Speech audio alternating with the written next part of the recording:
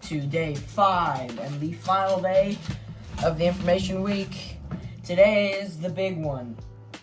Every topwater lure that I own, it's not all of them, but it's like the main categories of topwater lures and a couple of the weird ones I have. So if you do like the video, please leave a like, that'd be greatly appreciated. Also, if you have any other baits that I haven't covered that you would like to see, let me know in the comments down below. I'll get to them as soon as I can. And tomorrow, I am going trout fishing. I'm going to be learning how to fly fish. If you want to see a video on that, let me know in the comments, and then I'll record while I'm out. I go trout fishing quite a bit, but I don't usually record. And before we get started here, we're going to open up day 2 of the 12 Days of Fishmas by Mr. Tacklebox. Let's see what we got. Day number 2. Careful, contains hooks.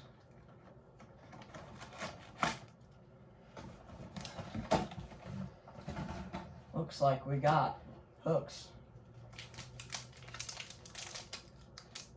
Oh, these are the cool, these are by Spear Point. These are really cool looking extra wide gap hooks.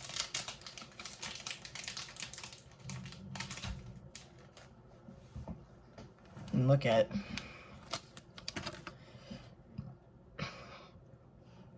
No, hold it up right there. You can see it's like bendy down here. It's pretty cool. I've bought a pack of these before. I haven't used them yet. Okay, let's get started with all the topwater. Go grab you a snack, grab you a popcorn, because I have a feeling this is going to be a long one. I'm going to start off with most people's main, when they think topwater, this is what they mainly think of. A frog. Frogs are used, or topwater bait. There's 2 main styles of them. Have your swimming frog or walking frog. You can call them either or. And you have your popping frog. Popping frogs, the tip of them, it goes inside, so it like caves in. So whenever you jerk your rod tip like a jerk bait, it sprays water. So walking frogs, you can walk the dog if you know what that is. Or you can just swim it. This is a Guggen. This is a Guggen frog, and then this is a frog by Strike King. Depends. Frogs are mainly used for grass, especially in ponds. You can throw them without grass, but if you're going to throw a frog without grass, I'll get to it a little bit. I'll show you what I mean, but I bought a couple of them. When there's any vegetation on the top of the water, throw a frog in it. You are almost guaranteed to get bit.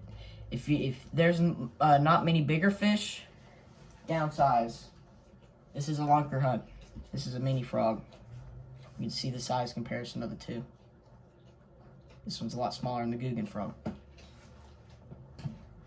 It's like lily pads, like grass on the top of the water. It could be submerged like a foot. If it's submerged over like 1.5 to 2 feet, I wouldn't throw a frog. I would try to flip a jig or a Texas rig or maybe a wacky rig in there. But if there's vegetation on the top of the water, I would throw a frog.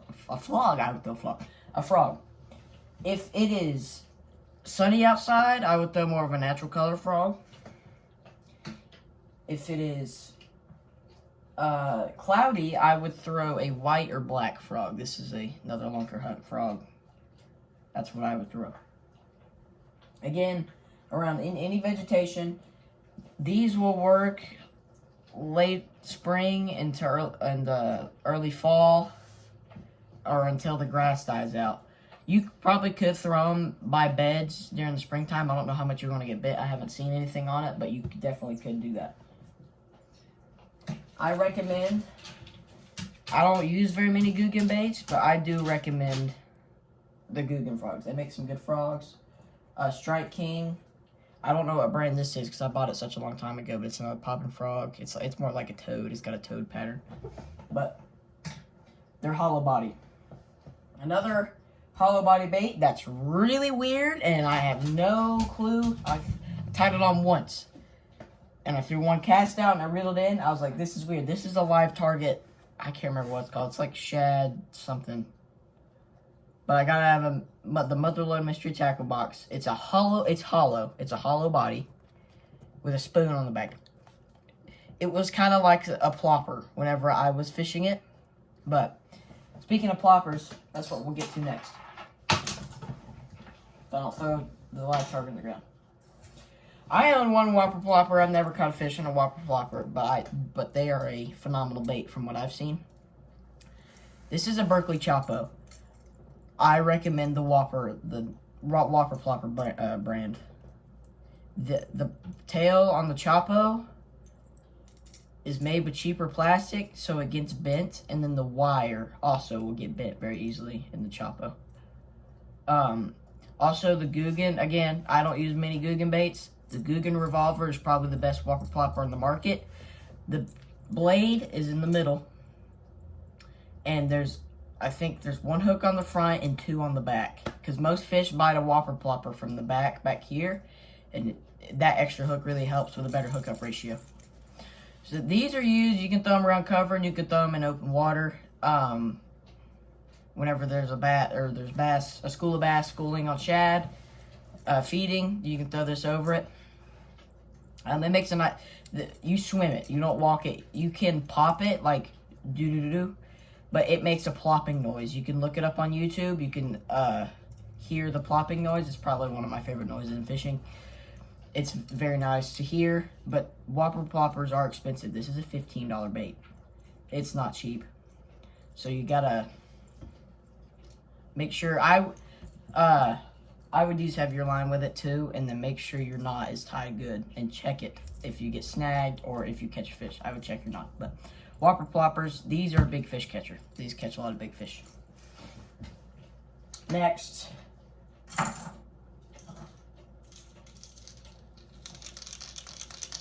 nice rattle in it.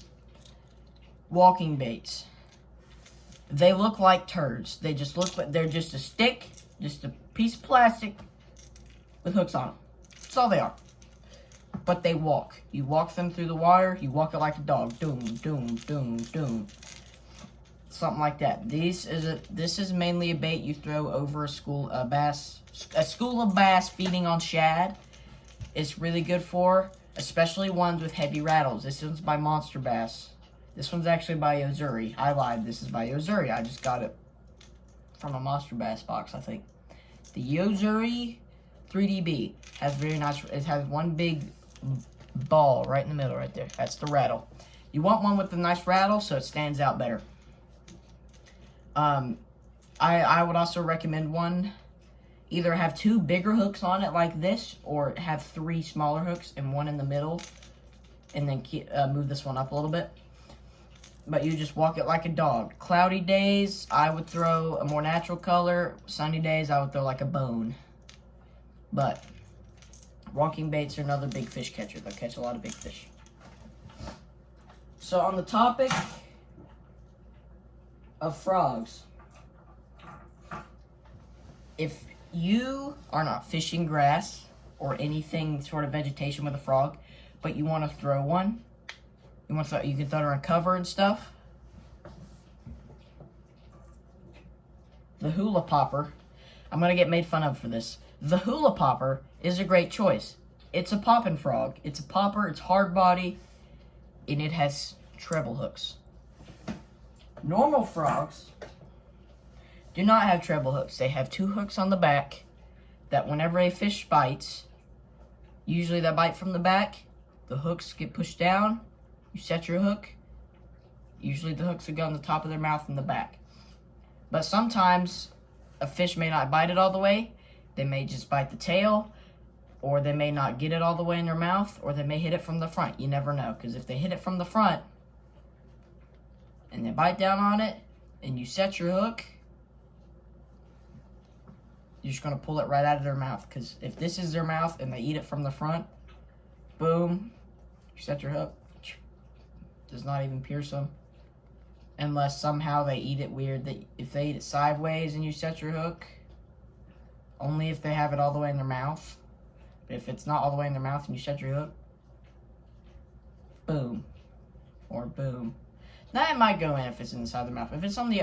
It depends on what side they eat it on. If it's on the other side and you set your hook. Well. I think I'm saying it wrong, but you know. Hula poppers are better for vegetation and all that good stuff.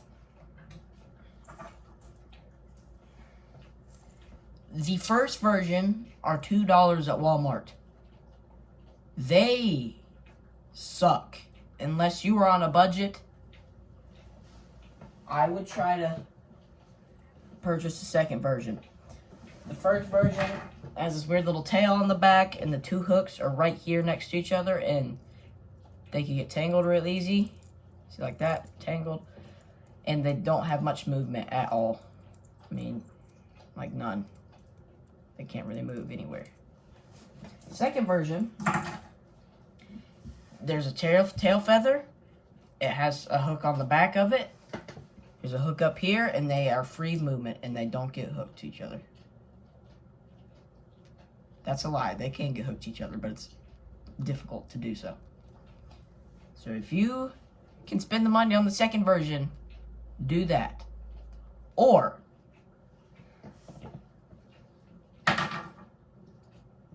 probably even better, just use a regular popper. Okay, the mouse are encaged, you pop it, sprays water everywhere, and it has the treble hooks. This will imitate a bug and maybe a dying shad or dying bait fish. My favorite popper is probably, I think it's made by Booyah, but it's called the Prank. It has a lip.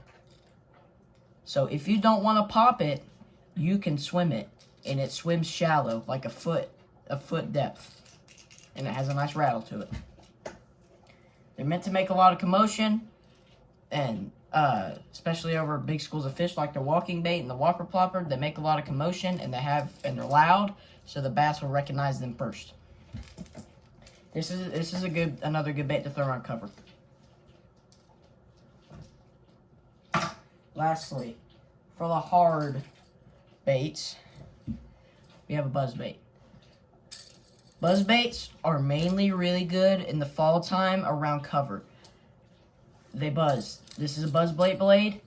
It's kind of like a whopper plopper. It buzzes on top of the water. The only problem is it sinks.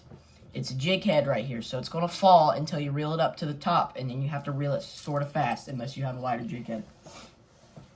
The Guggen, they make good buzz baits. These are both Guggens, and Booyah makes good buzz baits. But I would recommend Guggen, the Guggen Hummer. They're really good in the fall.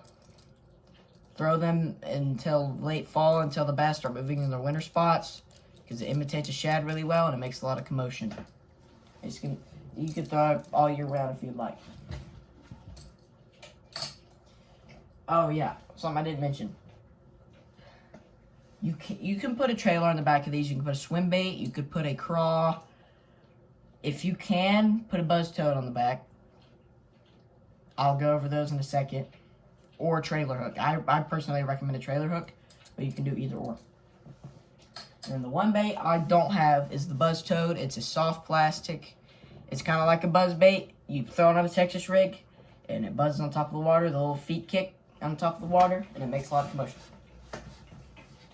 And then there's also floating worms, all that good stuff. Floating worms and all that stuff. I said that twice, but floating worms. I wish I had some, but I don't. Anything else that I'm missing?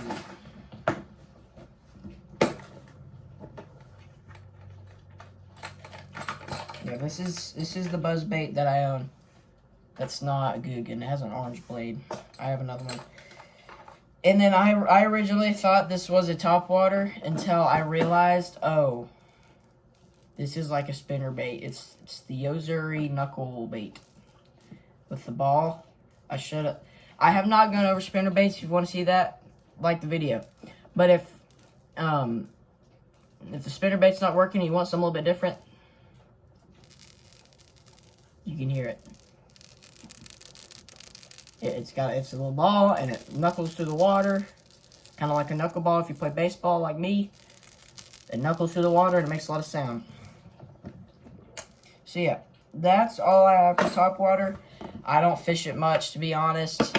I like bottom fishing because I don't catch many fish on topwater. I think it's just the lakes that I'm around. I don't have many places to throw it, but topwater is a great thing for early morning. Topwater is meant for, like, as soon as the sun rises, or when it starts rising, as soon as there's daylight until 10 o'clock in the morning. Buzzbaits and whopper ploppers are really good at night because they make a lot of commotion and the bass can't see well. But if they hear it on top of the water, they're gonna come get it. So, like the dude that's ever caught the most 10-pounders ever caught by one human being, he said all of them, or pretty much all of them, were caught on a buzzbait at nighttime. That's what he caught them on. But yeah, that's pretty much all I have for this week. If you've watched every video this week, thank you. I put quite a bit of effort into these. It take a little bit to edit. I've retook a couple of them. So I appreciate you watching all of them. I appreciate the support lately. And let's see if we can start getting this channel back up going again after I went quiet for a few months. There's been a lot of stuff going on with family and all that stuff. But let's see if we can get back up. If you have any other baits you'd like to see me do, leave them in the comments below. And like the video and subscribe if you're new. And I'll see you guys later. Peace.